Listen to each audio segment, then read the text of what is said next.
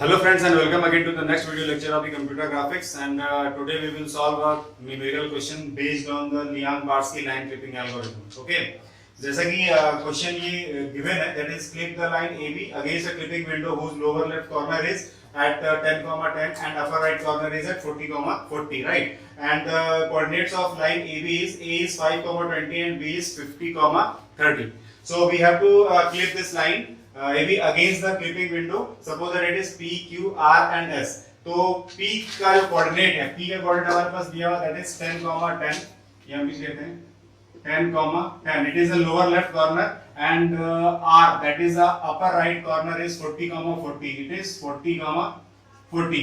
And the line AB is 5, 20. तो 5, 20 यहाँ पर होगा और B हमारे पास होगा 50, 30. ये पॉइंट हमारा यहाँ होगा. जैसा कि फिगर में बनाया हुआ मैंने इस फिगर के अकॉर्डिंग हमारे को ए और बी एक लाइन है and this line must be clipped again the clipping window that is P Q R and S. ठीक है, तो इस क्वेश्चन को सॉल्व करते हैं. तो जैसा कि एल्गोरिथम आपको मैंने पहले बताया हुआ कि लियांग-बार्स्की लाइन क्लिपिंग एल्गोरिथम क्या होती है, उस एल्गोरिथम को स्टेप बाय स्टेप में फॉलो करना है and then this question will be solved automatically using that algorithm, right. तो स्टार्ट करते हैं. तो सबसे पहला स्टेप क्या, सबसे पहला स्टेप ये होता था कि हमें क्लिपिंग विंडो के चारों कॉर्नर से कोऑर्डिनेट्स हमें रीड करने हैं और सेकंड में क्या करना है, हमें जो लाइन क्लिपिंग लाइन जिसको हमें क्लिप करना है दैट लाइन के एंड पॉइंट कोऑर्डिनेट्स हमें रीड करने हैं. तो आपके रीडिंग करने का मतलब है कि आप लिखो x1, y1 is equal to कितना लिखा हुआ है 5, 20 and x2, y2 is equal to given है 50, 30. ठीक है, इसके साथ साथ में हमारे पास और क्या गिवन है, x min is equal to 10, y min is equal to again 10. Again x max की वैल्यू हमारे पास 40 है और y max की वैल्यू हमारे पास कितनी है 40. These are given. ओके, तो अब ये पहला स्टेप कंप्लीट हो गया. सेकंड स्टेप में हमें क्या करना था, सेकंड स्टेप में हमें निकालना था P1, P2, P3 and P4 की वैल्यू. ठीक है, तो हम निकालेंगे यहां से P1 और P1 की वैल्यू हमारे पास क्या था, ये कहते हैं माइनस डेल्टा x. ठीक है, तो माइनस डेल्टा x की वैल्यू आप निकालोगे तो यहां से हमारे पास डेल्टा x होगा x2 माइनस x1. x2 कितना है 50 माइनस 5 दैट इज 45. तो ये हमारे पास आ गया माइनस 45. इसी तरह से हम निकालेंगे क्या Q1. तो Q1 क्या निकलेगा, Q1 इज इक्वल टू था x1 माइनस x min. ठीक है, तो x1 माइनस x min का मतलब होगा x1 कितना है, x1 इज हमारे पास 5 माइनस x min कितना है, x min इज 10. ये मेरे पास आ गया कितना माइनस 5. ठीक है, फिर निकालेंगे हम यहां से P2 हमारे पास निकलेगा डेल्टा x, ये हमारे पास आ गया 45. इसके कोरेस्पॉन्डिंग Q2 की वैल्यू हमारे पास होगी x max minus x1. I think it is right, x max minus x1. Okay, x max की वैल्यू कितनी हमारे पास है 40 माइनस x1 की वैल्यू कितनी हमारे पास 5. ये कितना निकल के आएगा मेरे पास 35. Now P3 is equal to minus delta y. तो माइनस डेल्टा y कितना निकलेगा y2 माइनस y1. तो y2 कितना है 30 माइनस 20. तो 30 माइनस 20 कितना हुआ 10. 30 माइनस 20 दैट इज कितना हुआ 10. तो ये कितना है माइनस के 10. ओके, नाउ Q3 हमारे पास क्या निकलेगा y1 माइनस y min. ये कितना हुआ y1 कितना है, y1 is 20 minus y min is 10. ये कितना हुआ मेरे पास, ये हुआ 10. Again P4. तो P4 कितना निकलेगा मेरे पास डेल्टा y, ये हुआ मेरे पास 10 Q4 की वैल्यू क्या होगी हमारे पास y max माइनस y1. तो y max कितना है 40 माइनस y1 कितना है 20. ये कितना होगा मेरे पास 20.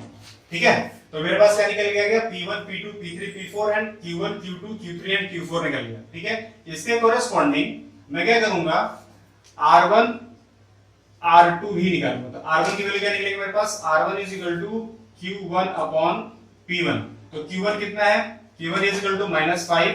तो माइनस 5 अपॉन माइनस 45 माइनस 45, ये कितना हो गया 1/9, ठीक है। इसको मैं डायरेक्ट देता हूं 1/9, 1/9।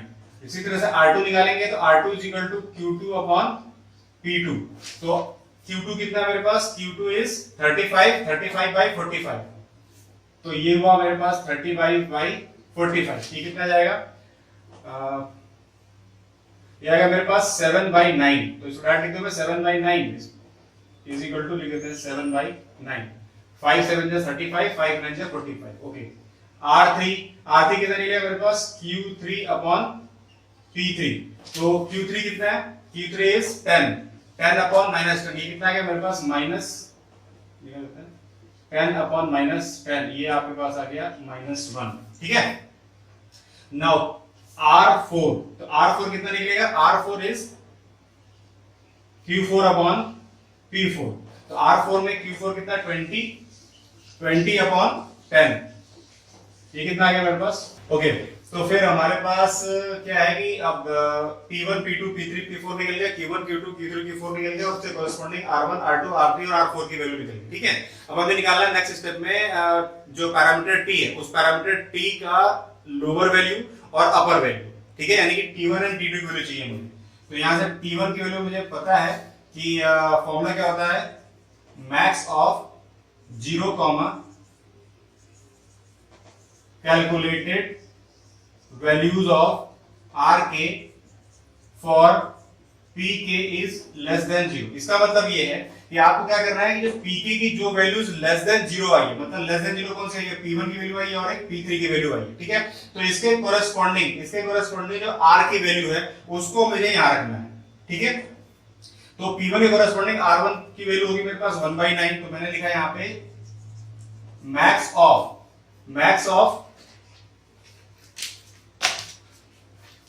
ऑफ R1 की जगह पे कितना मेरे पास 0,1/9, उसका P3 कोरेस्पॉन्डिंग R3 की वैल्यू वो हमारे पास कितनी -1। अब इसमें से मुझे चूज क्या करना है, इसमें चूज करना है मैक्सिमम वैल्यू। इन तीनों में से जो सबसे मैक्सिमम है वो क्या है, वो देखो -1 तो सबसे छोटा हो गया, उसके बाद 0 होगा, फिर 1/9 हो गया, तो 1/9 is the maximum value, so 1/9 is the value of T1। इसी तरीके से मुझे T2 मिलेगा, T2 के हमारा अपर लिमिट था, तो T2 के लिए निकालेंगे हम मिनिमम ऑफ 1,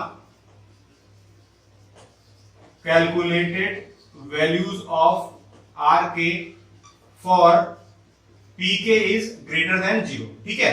ये मेरे पास आ गया मिनिमम 1, अब देखो calculated values of RK for PK is greater than 0, तो यहां से मुझे चेक करना है PK की कौन कौन सी वैल्यू 0 से बड़ी है। तो देखेंगे तो हमारे पास P2 और P4 की वैल्यू हमारे क्या है, ग्रेटर देन 0 है, तो इससे कोरेस्पॉन्डिंग हमारे पास R2 और R4 की वैल्यू आएगी। तो यहाँ पे R2 कितना है, R2 इज 7/9, तो 7/9, 2, ठीक है। तो इसमें से मुझे क्या चाहिए, मिनिमम वैल्यू, तो मिनिमम वैल्यू इसमें से क्या होगी, सबसे छोटा क्या हो 1, उससे छोटा क्या हो 7/9, तो 7/9 is the minimum value and that is the value of T2। अब थोड़ा यहां देखते हैं। अब अकॉर्डिंग टू द एल्गोरिथम मुझे ये चेक करना है कि 7/9 यानी कि T1 बड़ा है या T2 बड़ा है, ठीक है। तो ऑब्वियसली बात है, यहां से जब दोनों कंपेयर करोगे तो 7/9 is greater than 1/9, it means that कि T2 is greater than T1।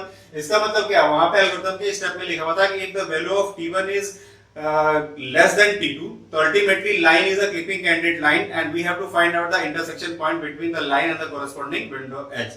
but अगर किसी तरीके से हमारे पास T2 की वैल्यू T1 से बड़ी आ गई तो वो हमारी लाइन क्लिपिंग कैंडिडेट लाइन नहीं होती और वो विंडो से बाहर लाई करती है और फिर हमें क्या करना पड़ता है, उस लाइन को डिस्कार्ड कर देते हैं। But in this question T1 is less than T2, so since T1 is less than T2 therefore क्या लाइन था हमारे पास, AB is a clipping candidate line. तो हमें क्या करना पड़ेगा, इंटरसेक्शन पॉइंट, तो लेट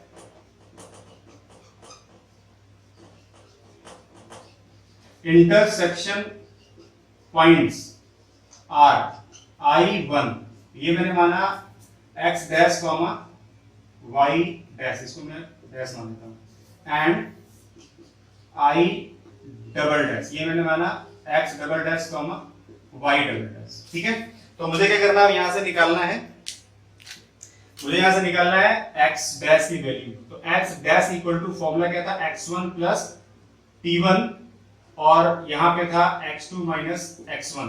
ठीक है, ये क्या निकलेगा, x1 की वैल्यू कितनी है, x1 is equal to 5, 5 plus t1 कितना है, t1 इज 1/9, 1/9 इनटू, और डेल्टा x की वैल्यू कितनी है, डेल्टा x इज 45। तो ये हमारे पास हो गया 45, ये कितना हुआ, 9 5 is 45, then 5 plus 5 that is 10। ठीक है, now y dash is equal to y1 plus t1 और ये मेरे पास आएगा डेल्टा y। तो ये कितना निकलेगा, y1 कितना है 20 प्लस 1/9 इंटू डेल्टा y कितना निकला, डेल्टा y इज 10। ठीक है, तो ये मेरे पास कितना आया, इसको अगर मैं करूंगा तो मेरे पास आएगा 20 प्लस 1.1 समथिंग लाइक दैट। तो ये मेरे पास आया लगभग 21.1। ठीक है, तो मेरे पास i डैश की वैल्यू कितनी होगी, 10 कॉमा